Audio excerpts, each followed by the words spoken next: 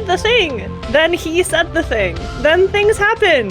This is Dianna with the full crew today, Doll, Fenya, and Thad, here to discuss the epic ending to Season 2 of The Wheel of Time.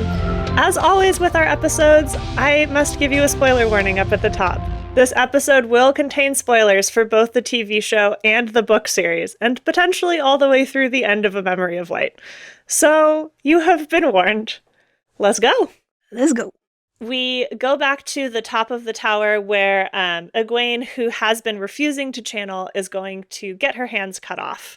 She's kneeling in the middle of the tower, and Renna is like about to drop the knife when the White Cloaks, who had earlier been using, oh my god, brain. I'm doing the hand motion for the things that they are using to throw the rocks. Oh, the trebuchets? Yes, thank you. Yes. They've been using trebuchets to attack Falm and attack the city in order to take out the tower where the Soldam and Damane are. It's very effective. They hit the top of the tower with one of the rocks, and in doing so, save Egwene from getting her hands cut off. She gets knocked out. Renna gets knocked out. A bunch of, all of the rest of the Soldam and Damane get completely taken out. See Mygan. Yep. And we get confirmation that Mygan has died because the collar falls off of her neck. So sad. I guess Mygan is not going to be part of Egwene's council after all in Saladar. Guess not. I guess not. I do have a question about that though, because as we see later, when the Soldam that Nynaeve and Elaine have, her collar doesn't fall. I think it does. It did, but it was back on her later. Like, it's a continuity error, and it was like I watched like, how did it get back on? But yeah, that was weird. Very weird. It is helpful that Egwene learns that this is how you get the collar and bracelet off, though, because she is going to use this to great effect later. Yes. Also, my note here is more head trauma for the Emmonsfield Five. There's a lot of head trauma for the Emmonsfield Five in this episode. So much head trauma. Yep. Is it this scene or is it later? Oh, it is like right after this scene where the Soldam that that Elaine and Nynaeve has gets shot in the neck. Yeah, it was like right after that. Yep.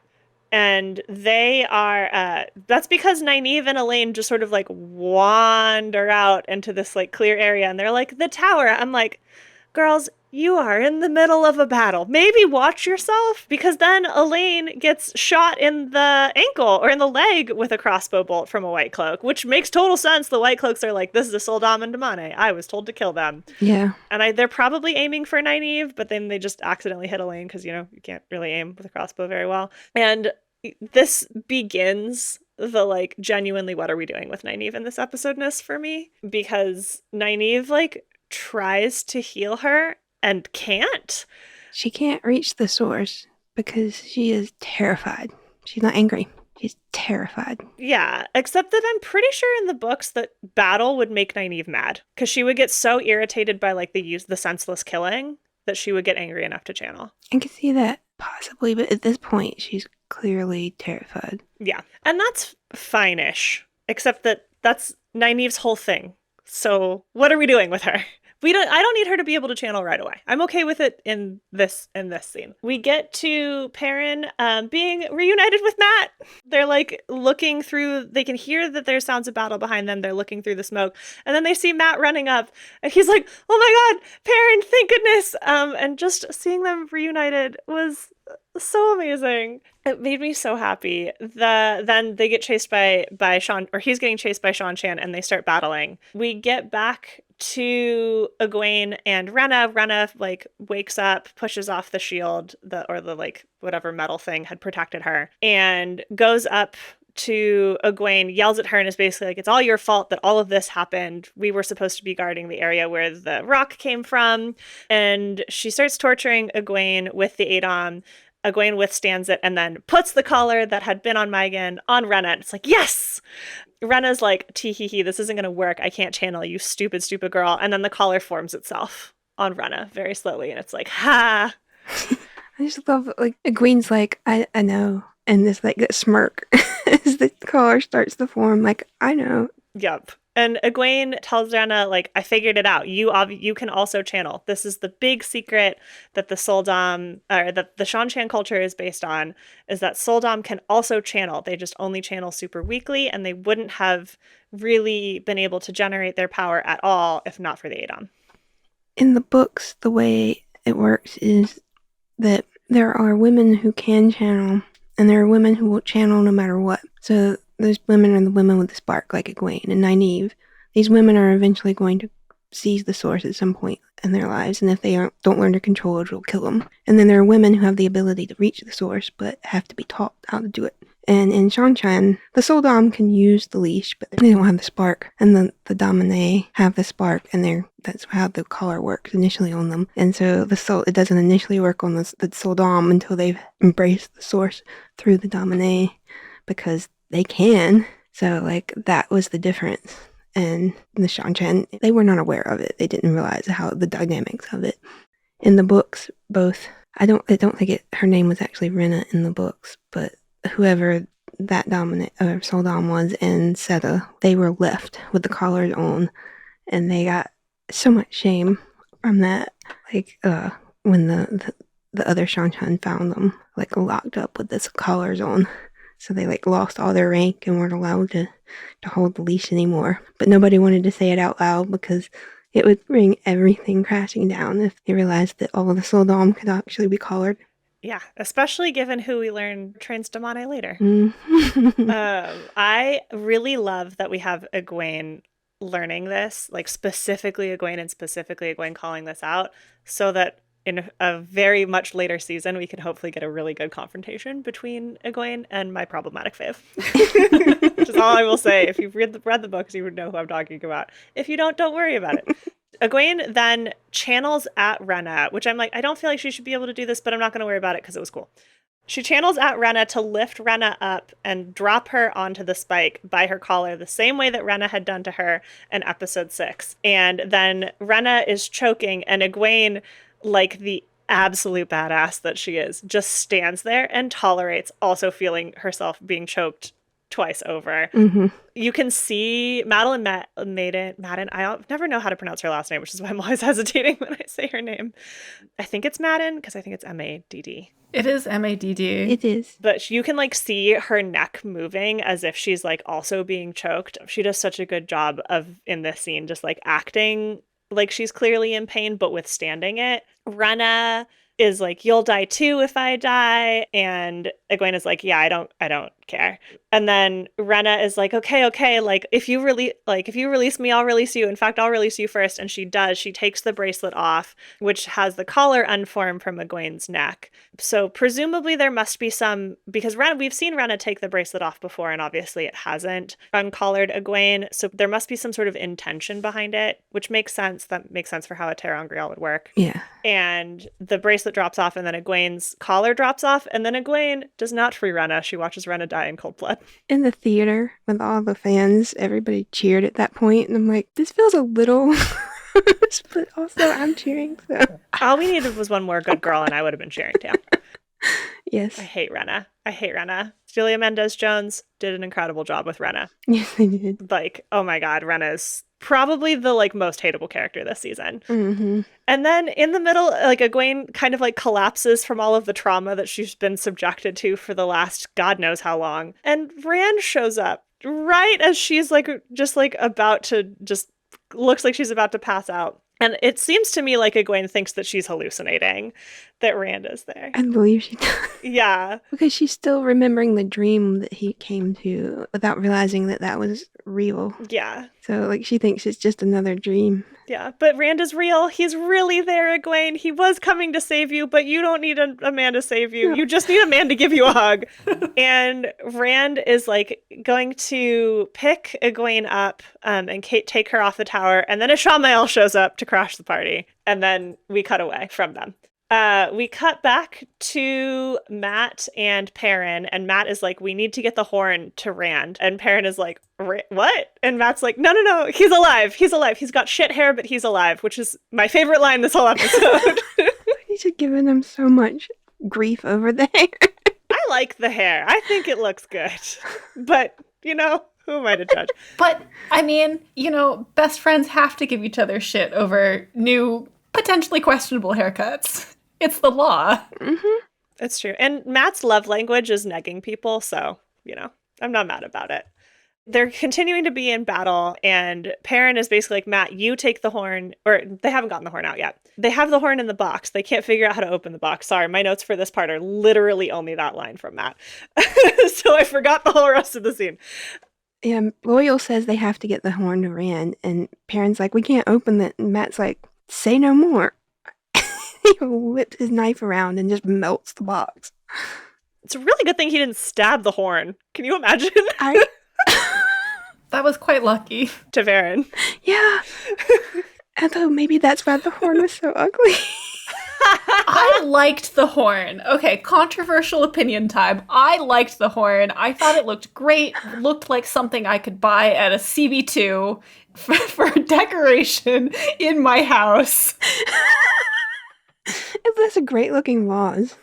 But this is not a horn. It looks like a nautilus shell to me. It does look like a nautilus. And I like because, Morocco does a lot of that kind of hammered bronze. So I like that it calls back to where they're filming. But I would absolutely display it in my house. Does it look like a horn? Maybe not. But I would absolutely display it in my house. Oh, yeah. I mean, I'd put some flowers in it. Yeah, sure.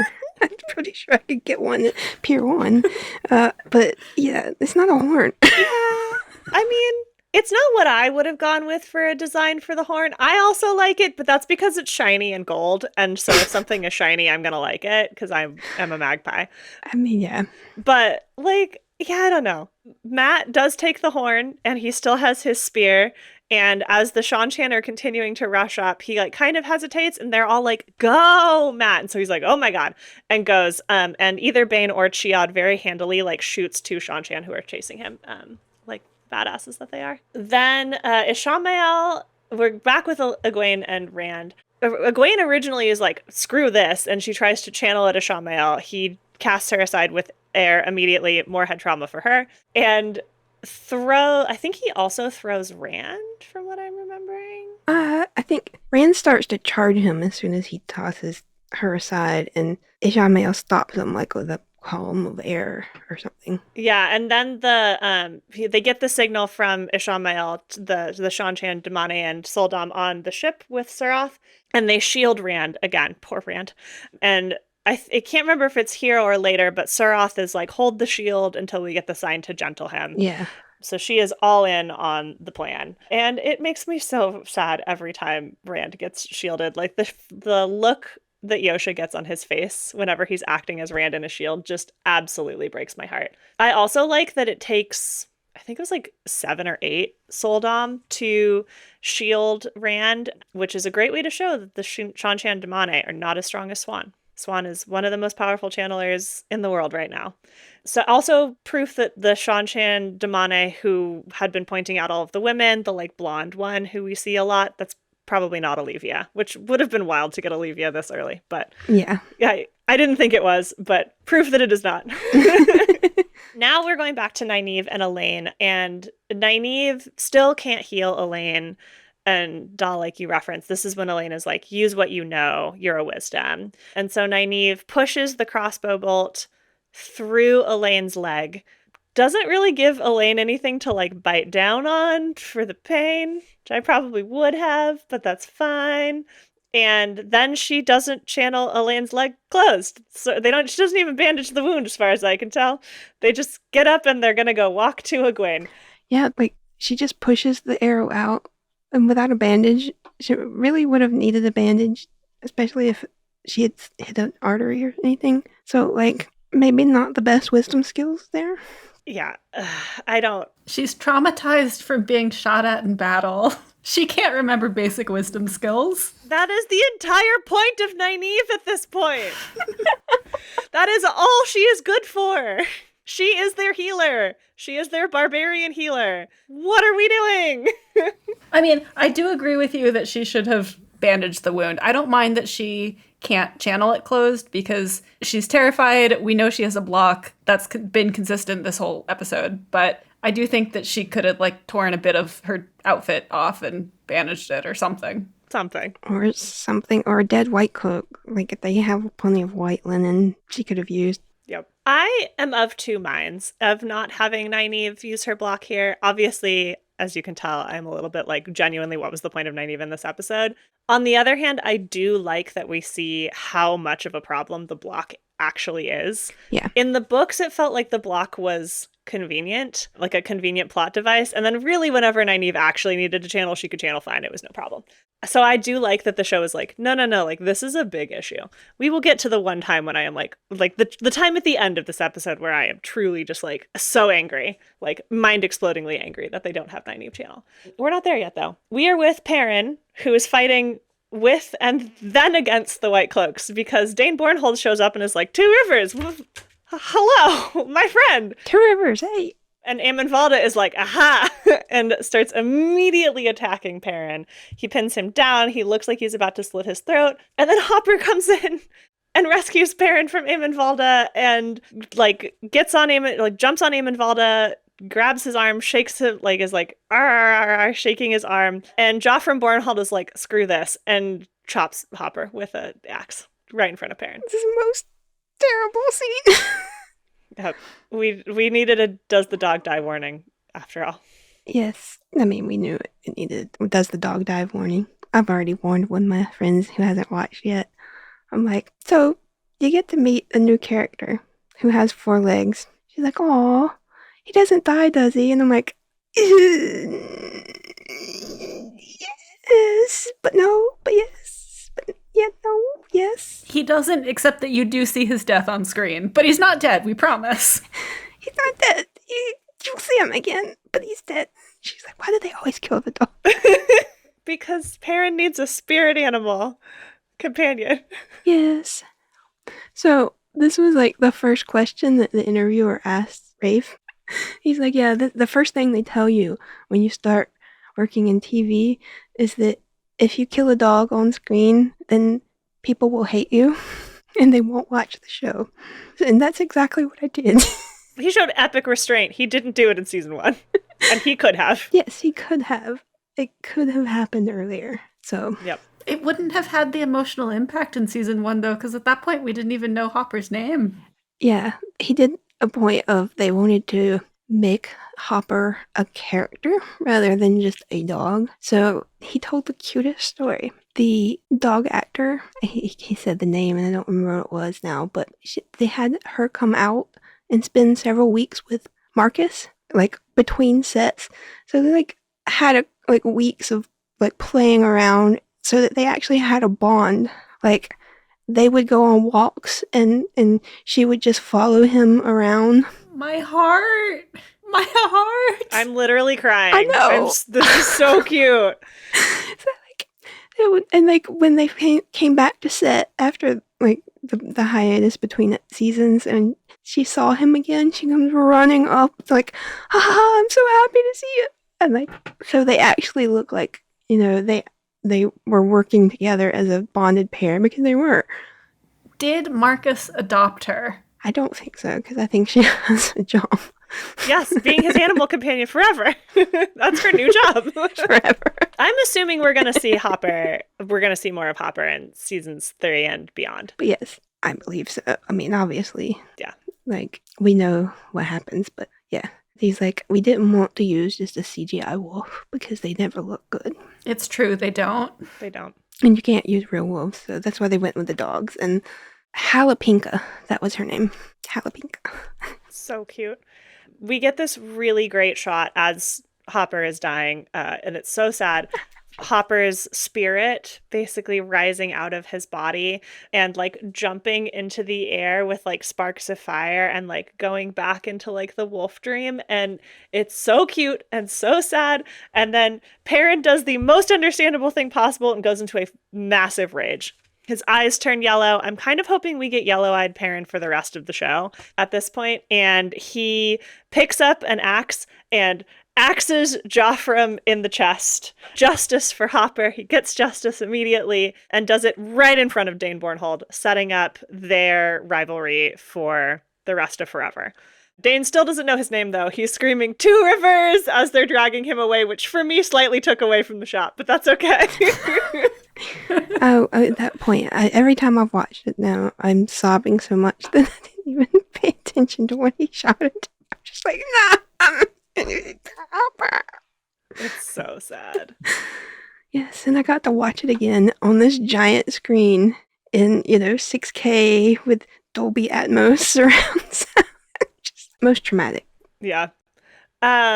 We get to Matt, who has run up to the walls of the Falm Fortress, and then there's an entire horde of Shan-Chan in front of him, and he's like, oh god, what do I do? What do I do? And he panic blows the horn, like my baby boy. So proud of him. He doesn't do exactly this in the books, but he does panic blow the horn in the book, and I love that for him. It's pretty close to the same. Yep. Yeah, it's not exactly the same, but pretty close. We get time slowing down. The Shan-Chan start running in slow-mo. We get slow-mo shots of all of the different heroes. He did the thing. And then we get the mist forming behind Matt and the heroes of the horn coming out of the mist. Yes. And this is, for me, the best part of this episode. Like, this scene, more than any other scene, saves the episode for me. We get all of the heroes that we know and love, and some heroes who we don't know and who we can fan theory about. We get, I'm not going to say his name right, Hawkwing? It is Arthur Hawkwing. Okay, Hawkwing. I always call him Hawking, and that's not correct. Well, in the credits, in the X-ray, he's credited as Arthur Hawkening. The Hawkening! Blowing the horn is no longer sounding the horn, it is the Hawkening.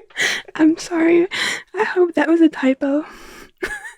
It's Arthur Hawkwing, not Arthur Hawkening. Yep. I don't know. I think in the next editions of the book, they're actually going to change it. It's going to be Arthur Hawkening. Hawkening. I love it. I would have liked to have Matt say his name. He's the one hero who I wish we had like named in this scene, because he's, as far as I understand it, the leader of the heroes for the horn.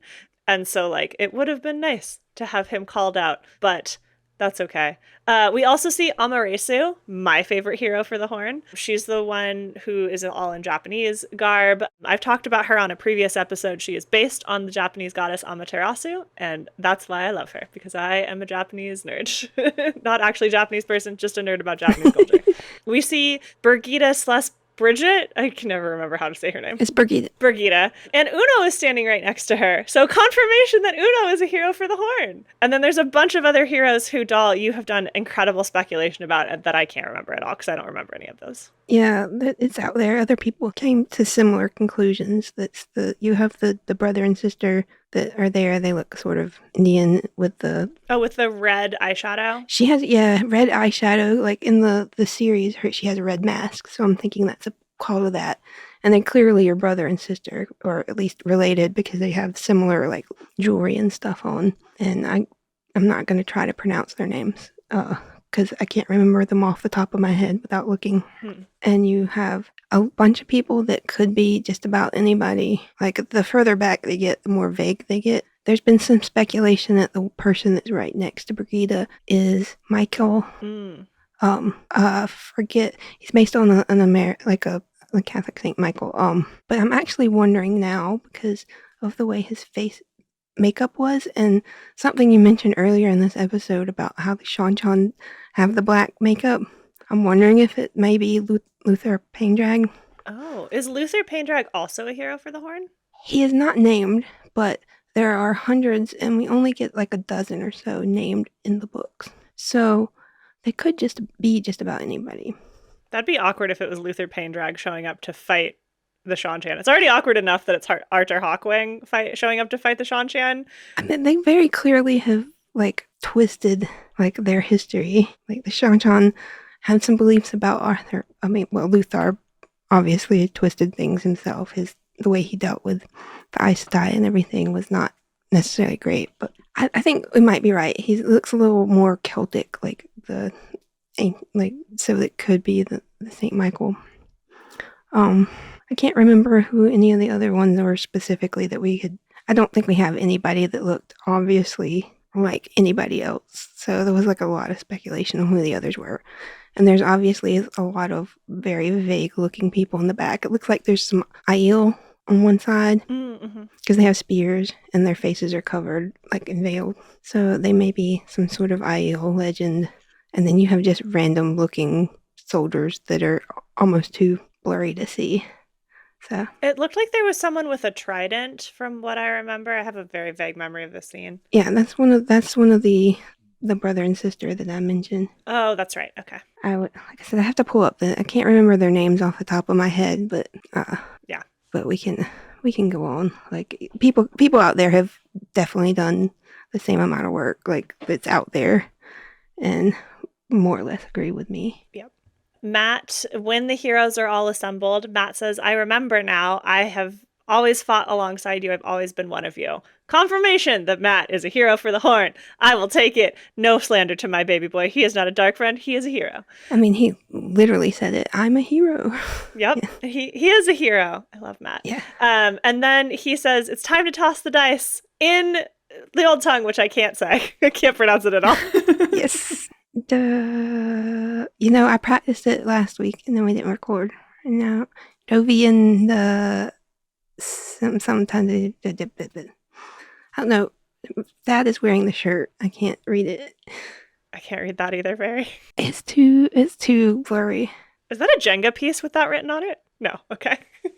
Dovey Andi Seitan via Saigon. I don't know that I'm saying that anywhere close. I am. Doviandi Tovia Saigon, something like that. Doviandi Tovia, Saigon. I don't know. I'd have to practice it again. I would love to take an Old Tongue class, except that I am hot trash at foreign languages. It's not even a language. Yeah, I would be garbage at it. If I tried to do it, it would all come out sounding French, because whenever I try to learn a foreign language, my accent is very French, because I try to pronounce everything like it's French. So just ignore half those vowels and then you got it. It's not wrong. It's not entirely wrong. Yeah. But yeah. The heroes look great. This battle looks super, super cool. I love the way that they have like an after image effect where the heroes look like they're moving slightly faster than everyone else. Mm-hmm. I really, really like this visualization as a way, a kind of like a nod to the mist that happens in the books when the heroes show up. I thought it looked super cool. And also this scene is bright, which would make it really hard to do all of this editing, but they made it look awesome anyway. I really, really love this scene. Matt like charges through with everyone else, and then we're like really in chaotic battle time, kind of a nod to the way that Robert Jordan wrote battles in this like very chaotic way where because he does first or third person limited, the character whose point of view it's from is like getting flashes and not really understanding. A really cool visualization of battle. So I'm going to try and make this somewhat coherent, but understand that I'm probably going to miss things. Also, we are very close to my notes just not existing anymore. I know that at one point Uno goes down and helps with Perrin's part of the battle and hands Perrin his shield. Very helpful for later. Yeah, I didn't catch that the first time. I was trying to figure out when we see what happens with that shield later. I'm like, how does that? I don't understand why it's working. I did once I realized where he got that shield. So that was a very important. Uno gave him a shield that's obviously from the Horn. So it's not just a shield. Yep, not just a shield. It's important that Uno gives up the shield because then he draws two swords, which is a nod to Guidal Cain. And I believe that Rafe or someone have more or less confirmed that Uno was a version of Guidal Cain in this life. So we have Uno as Guidal Cain. I love that. And I love that for Brigitte. You go, girl. Yeah. He also made a point of talking about that as a shorthand way to explain what the Horn was to the audience who had not read the books. And it made so much sense when he said that.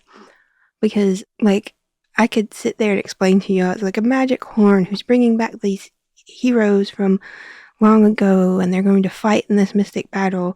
Or, we could see somebody who died bravely that we already know to be a hero who comes back with the horn. And we've explained it to you, and without saying a word, you understand what's happening. Like, it clicks without having exposition. I'm like, that's actually really smart.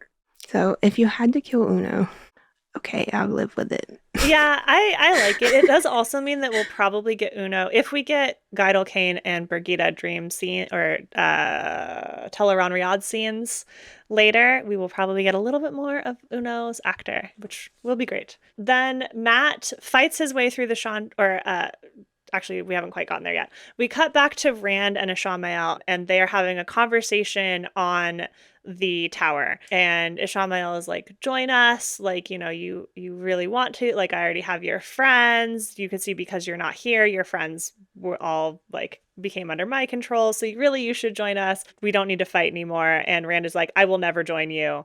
And then Matt, who has fought his way through a bunch of Shan Chan, shows up and is like, I can help Rand. I have the perfect plan.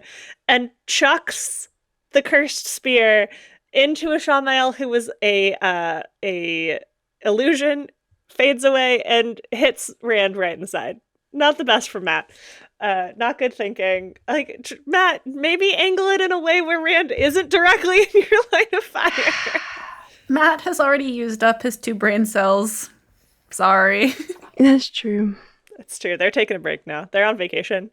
And I was interested that this is how Rand is going to get his presumably first side wound, because this is not when he gets the cursed dagger wound in the books. I'm trying to remember when they got it. I don't remember. I feel like it's like 7. Paddin Fane stabs him. That's all I remember. Yeah, it's not where he gets it in the books, but it's obviously what it is. I don't hate it. It's more that I really want them to also have him get the wound from Ishamael at some point, even from somebody else.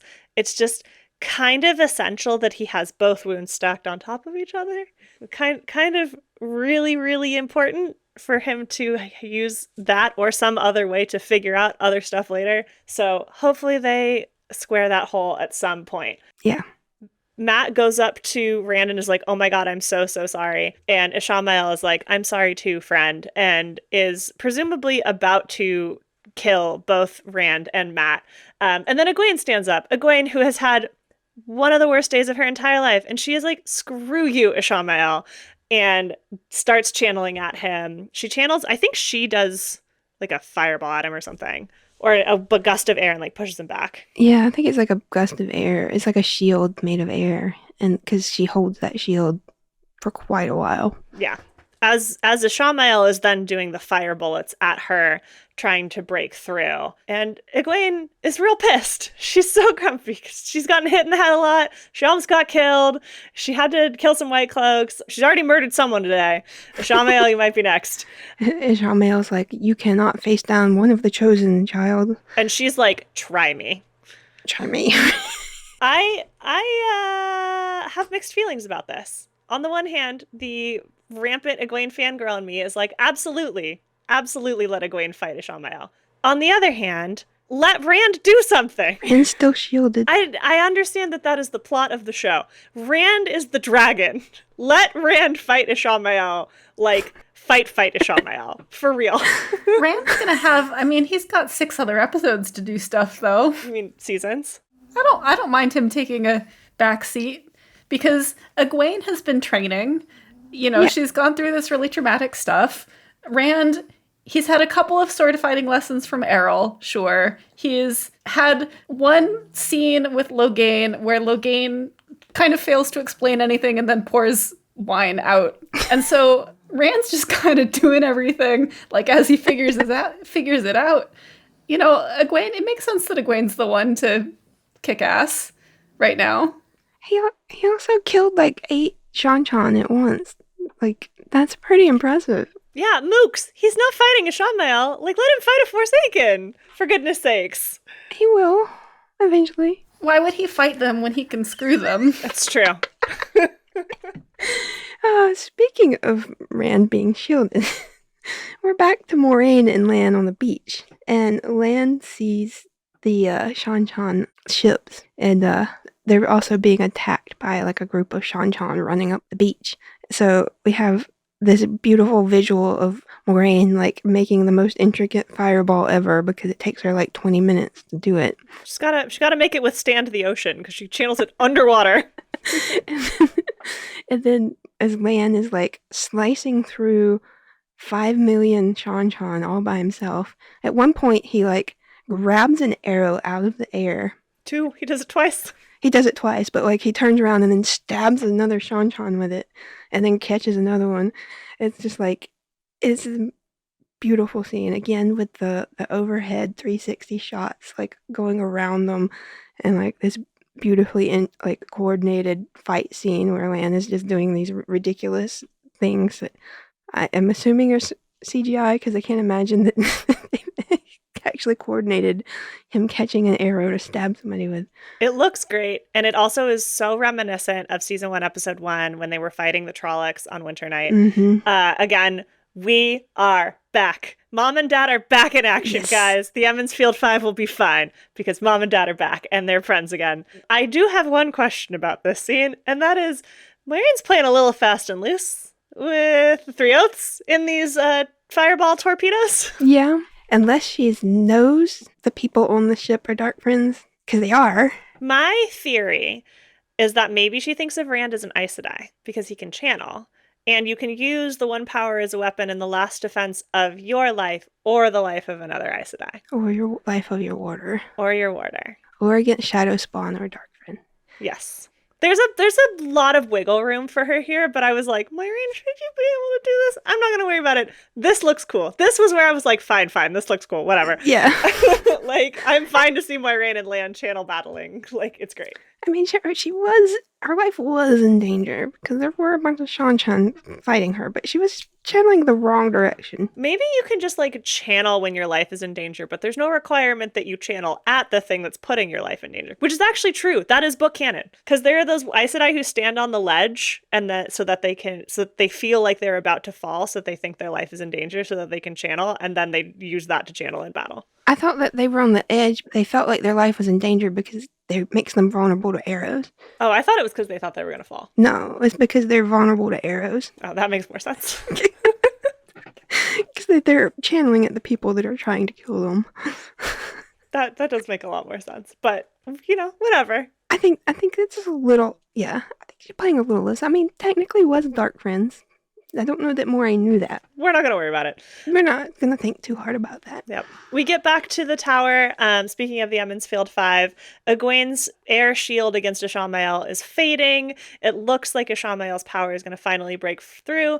And then Perrin shows up with Uno's shield and, blocks the hole that had started to form in the shield.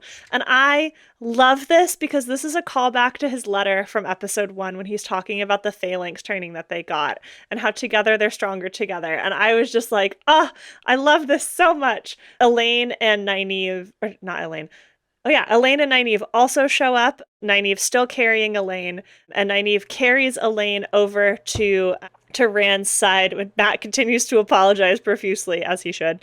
And they look at the cursed wound that's in Rand's side, and Nynaeve still doesn't channel. Instead, we get the meet cute of Elaine channeling to save Rand and channeling to knit the wound back together, and then her haloed by the sun, and as he's like, who are you? And she's like, I'm Elaine, and shows great restraint and not listing all of her titles. It's the first time she shuts up. She's so overwhelmed by Dusty Rand, which I don't blame her. He real cute. But why is Nynaeve not channeling his wound closed? Because she still can't channel. She's still blocked. She is still traumatized. She's not angry enough. We have 6 more seasons for her to learn how to do this stuff. What is the point of her? What is the point of Nynaeve? I'm furious. I'm livid. I'm so upset. I mean, she also, overpowered Soldam and tortured her with the Adam. And apparently pushed an arrow out of Elaine's leg. Nynaeve has one thing that she is good at. One thing. And that is healing. Rage healing. What are we doing? What is this writing? Let her channel Rand's wound closed, and then you can have the meet cute. You can do both. This scene could have done both. If she had channeled it, she would have healed it all the way. No, in the book she doesn't. In the book she's the one who heals the cursed wound closed and is shocked because she can't heal it all the way. Yeah. I don't even like Nynaeve, and I'm still like justice for Nynaeve in this scene. Ugh. I don't know. I think it would have been very hard to explain why, when we have seen her do incredible feats of healing in earlier episodes, why she can't heal this wound. And I think it makes more sense to have someone who's not as skilled at healing do it and have that be part of an explanation as to like why it's just not healed right now. But isn't it so much more impactful to have Nynaeve heal it and have it not be healed all the way because she's done this incredible feats of healing, and have her be like, I can't heal this all the way?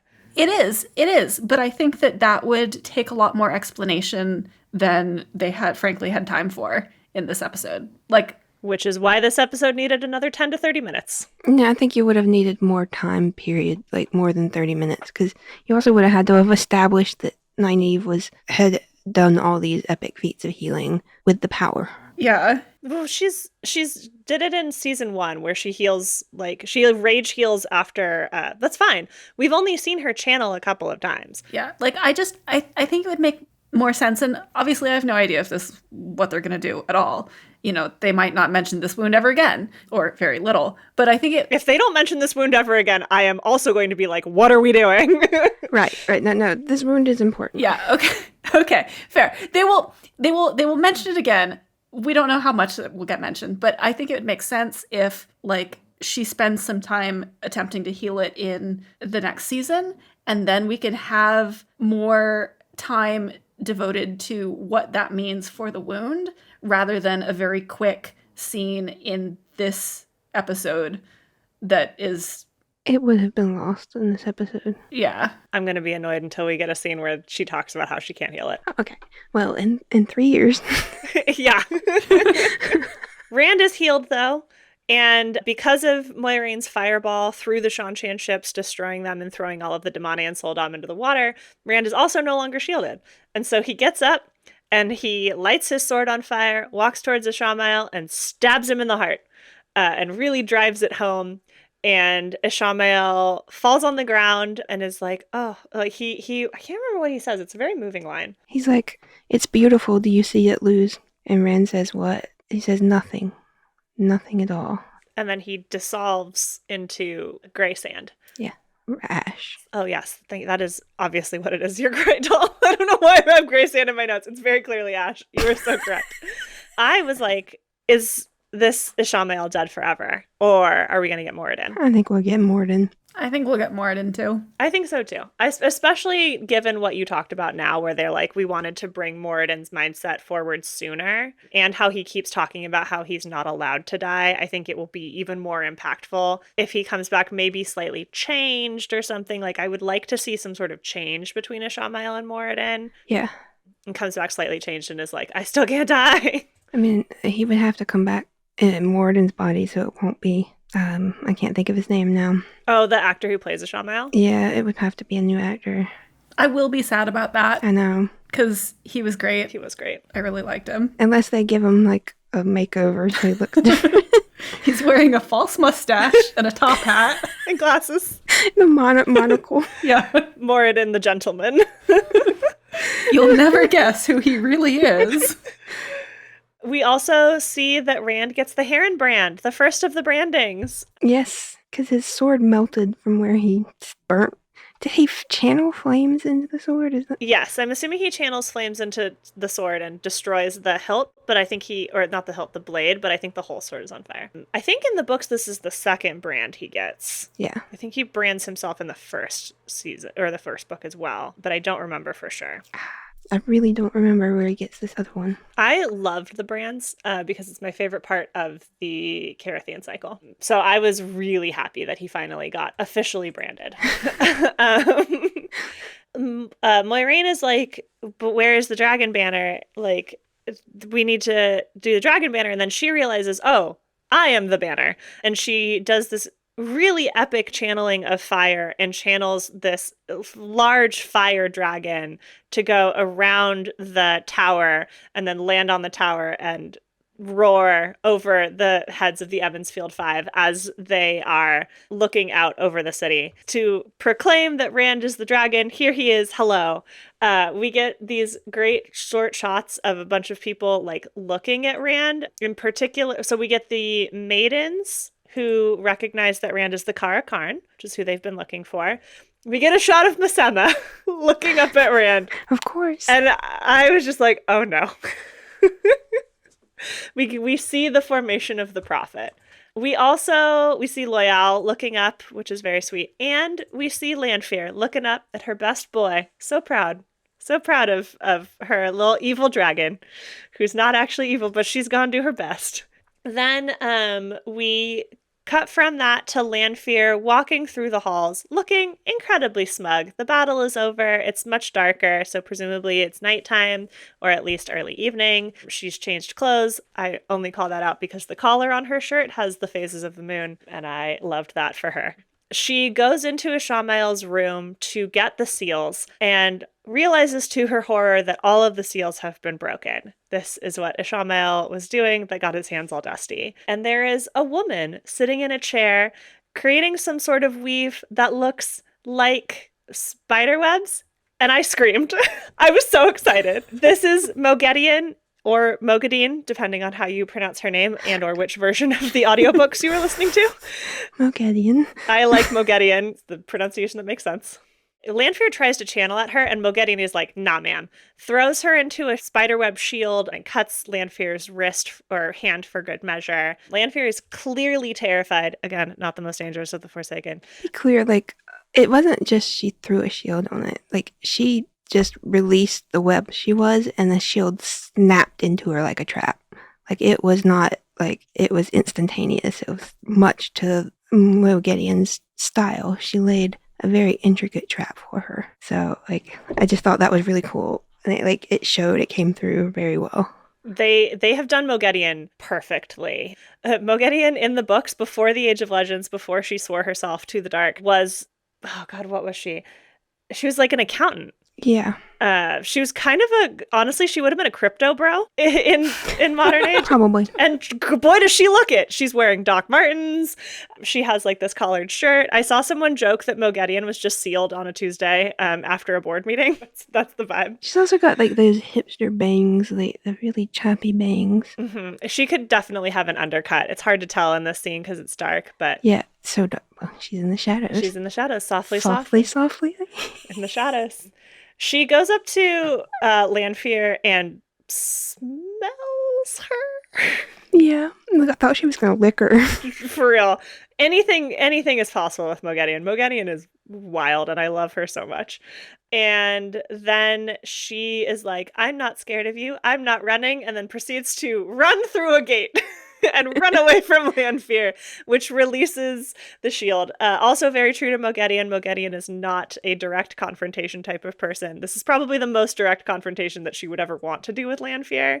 And then Lanfear looks at the rest of the broken seals, and she's like, essentially, light help you, Rand, because we're getting all the Forsaken next season. Hopefully, we're really in it now. I'm so excited. I cannot wait for the Forsaken, mostly for Grendel. I want to see more Moghedien. I'm super excited for Moghedien. I am now. We talked about it in episode 6, from what I remember, that I feel like Liandrin is going to actually swear herself to Moghedien because Lanfear killed her son. I am now convinced. Mm-hmm. Like, Lanfear is going to find Moghedien next season, and they are going to team up. They both are obsessed with Nynaeve. You mean Liandrin is going to find Moghedien? Yeah, sorry. Yeah, Liandrin is going to find Moghedien next season, and they're going to team up. Their obsession with Nynaeve is going to bring them together. Yes. Yeah, and that's the end of episode 8. That's the end of season 2. Incredible stuff. Mm-hmm. Do we want to theorize about where we're going in season 3? Well, we can do a little more than theorizing, because one of the last things that Rafe had to say was that they have already filmed scenes in Tanjiko, Ruidian, and they have built a Seafolk vessel. Oh, amazing. Yes. And they have started filming stuff on the vessel. We are going to meet the Seafolk, we're going to Ruidian, and we're going to see Tanjiko. I'm super excited. Yes. I'm no longer annoyed that we're not going to Tyr. I now think we're going to Tyr in season 4 rather than, like, I think it makes more sense for Rand to get the Aiel, like, go to Ruidian, get the Aiel, and then just cut out the Shido plot completely and take the Aiel and have them storm Tyr and get Kalendor that way, or whatever else they're going to do. I heard a theory that, like, we're not going to have Kalendor, which would mean that we then didn't have Moradin, and I'm like, that's a little bit crazy. I don't see that happening. Tanchico is the Bull of the Winds search, right? Yes, I believe so. Which would be why we're getting the sea folk. And okay, so that's Elaine and Nynaeve. And then Egwene, Matt, and Rand would go to the waste with Moiraine and Lan. Okay, cool. And then hopefully we'll get your scene, Thad, with Lanfear busting out of the cart. Who is Avienda? That would be amazing. One of the other things he talked about was just how incredible the cast were, because he said a lot of actors don't want to think about like everything that goes into leading into a scene. They just want to know what happens in that moment, what the character's feeling. But he pointed out specifically Natasha, who plays Lanfear, and how he could explain to her that this is somebody you knew in an old life that you were kind of in love with, but you don't want him to know it, but you kind of want him to know it. And he's actually now not actually that person, but he was that person.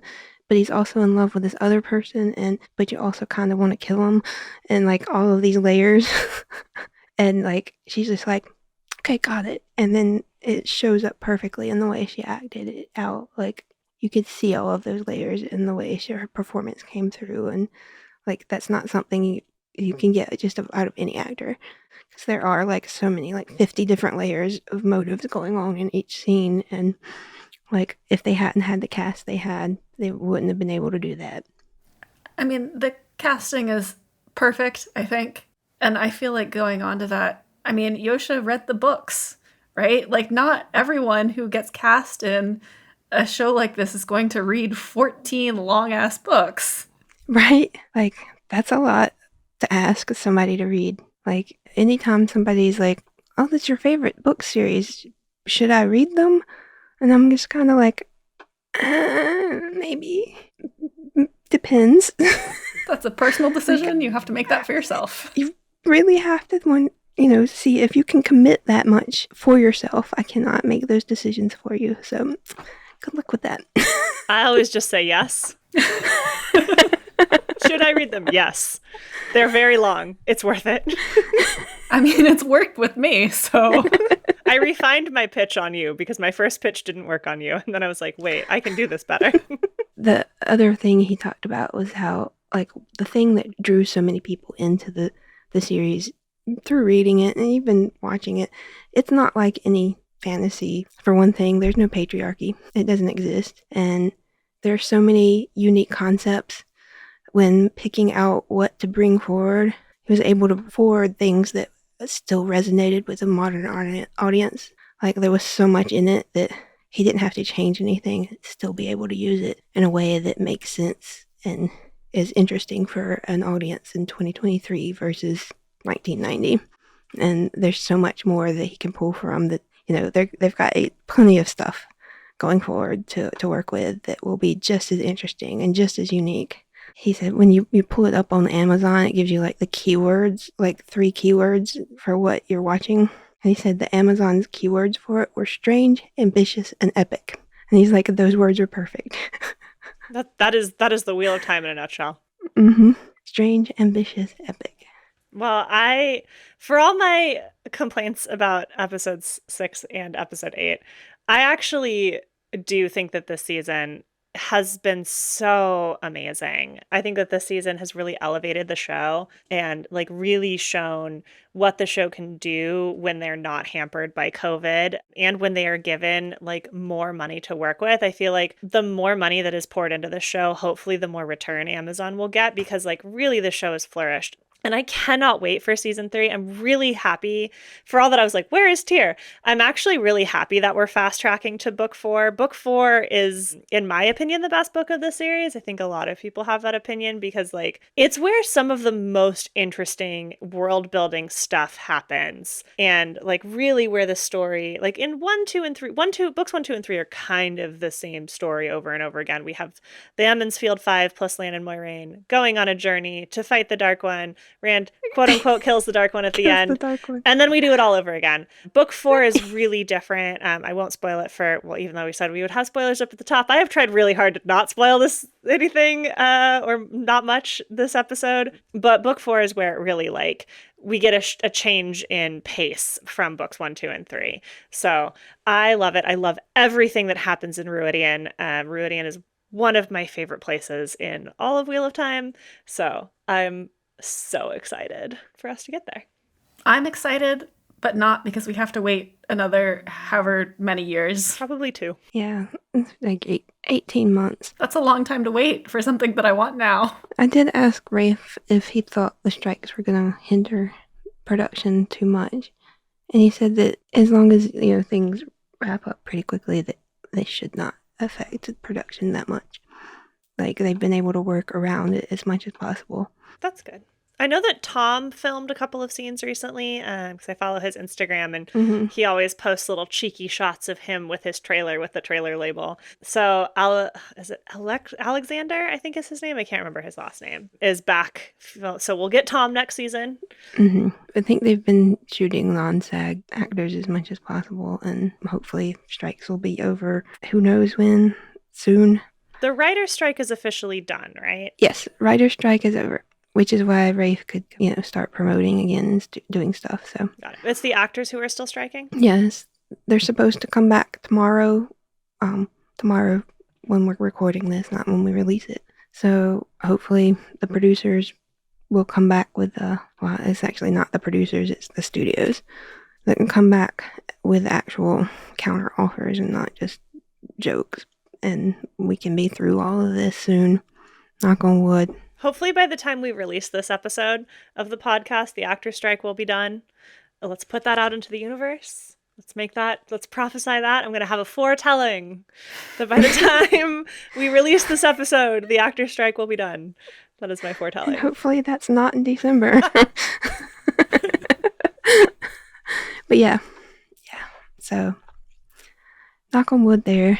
We'll have something soon-ish, like 18 months. And in the meantime, we will be bringing you other non-show related content in the future. Thank you so much for joining us on TarValon Talks. If you have any questions or topics that you'd like us to talk about, feel free to send us an email to producer.tvt@gmail.com. Or you can join us on tarvalon.net. In our general forums, we have a special thread called TarValon Talks pinned at the top of the page. You can also chat with us via tarvalon.net's Discord server in the TarValon Talks Discord channel. See you next time!